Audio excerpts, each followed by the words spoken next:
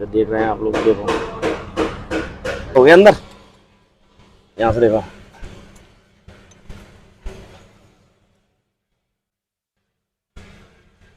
देखो हो गया पूरा। डालेंगे new brake pad, Mahindra original है, इसका बॉक्स है, ये ओरिजिनल ब्रेक पैड है महिंद्रा के।